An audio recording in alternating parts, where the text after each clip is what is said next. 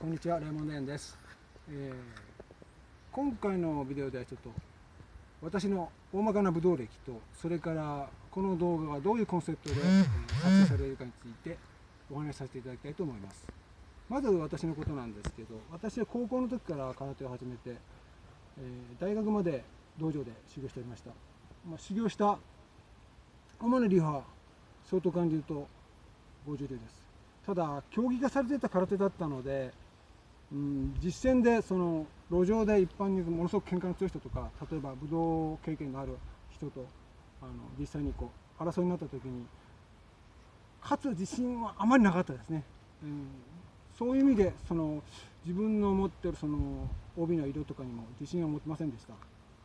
でいろいろ人づてに先生を探し回って、で中国拳法の先生を探し出して習い始めました。最初は日本人の先生について習いました。次に中国人の老師について学びました。中国人の老師のもとにいろんな古式の沖縄空手の経験者とか、それから柔術の影響を受けた和道流空手の使い手の人とかがいらっしゃったので、その方たちともいろいろ交流したり研究したり、いろいろなことを試して勉強になりました。ちょっと老師からの教えも、それからそういう多流経験者との交流でも目から鱗の経験が多かったですね。今この動画で私がお伝えしている情報も、その時の経験が経験から大体 90%、今お伝えしている情報の 90% はその時の経験からのものです。はい。ざっと私の武道歴を紹介させていただきました。次にですね、これからこの動画はどういうコンセプトで、作成されているかについてお話しいたしたいと思います。まずですね、うちの流派では、足腰とそれから筋を作ることを重視します。太刀とか、それから三鎮紙を持った歩きとかでですね、それができないとあらゆる技の土台なので、足腰、それから上半身の筋、本当は下半身の筋もあるんですけど、それらのものができないと、体全体でつけないし、体全体で受けたりもできないので、まずそれを重視します。その鍛錬が終わった後に突きに取り組みます。受けよりもかわし技よりも蹴りよりもまず突きですね。はい。で今からその突きの訓練がどういうふうに進化していくかをご説明させていただきます。はい。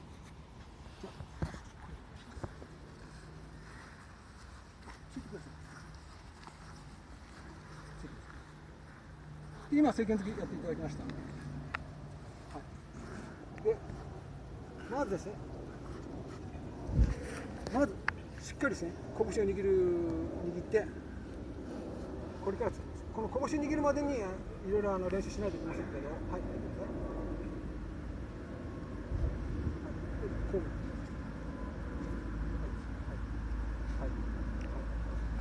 初段まではこの突きで稽古します。これは書道で言えば返しの段階ですね。この段階ですね。はい。こ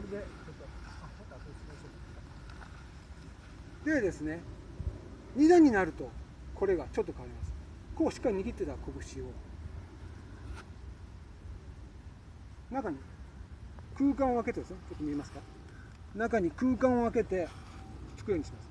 空間を空けた方が突きの浸透力が増すんですね。はい、で空間を空けてると手を開いている状態からすぐ握れるので、こういうふうに連突きする時も簡単にできるようになります。そういう利点があります。こういうふうに握りをするようにですね。昔はですね、うずらの卵をですね握ってですね割らないようにこうやって突く練習をしてました。そういう練習をすることでこの突きに習熟するためですね。この突きに習熟したら、ちょっと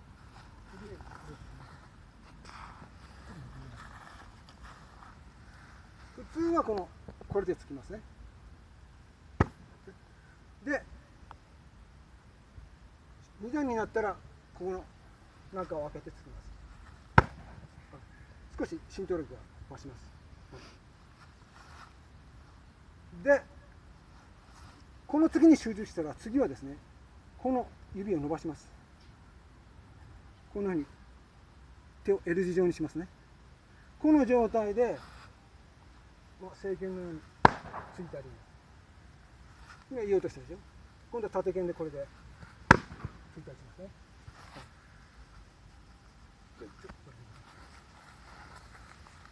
この状態ですね。これも息吐いてください。この状態でこれで縦拳で突っ込むをつけます。レンジギアでいきますね。この状態です。もう握らなくていいから、もうこの状態からすぐスリーパンチを出すことができるようになります。これは書道で言えば行書の段階です。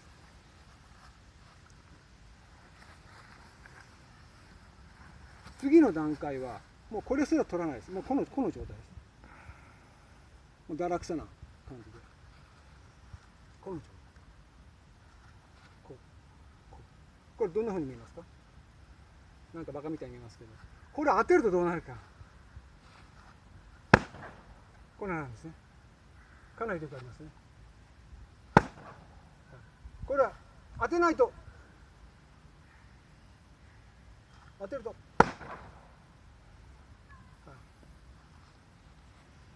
これは草書の段階ですね。書道で言えばですね。こういう過程を経て、突きの稽古が進化していきます。今回はこれからどういうふうに、突きの稽古が進化していくかという予告編としての、ことを申し上げました。今回は以上です。お疲れ様でした。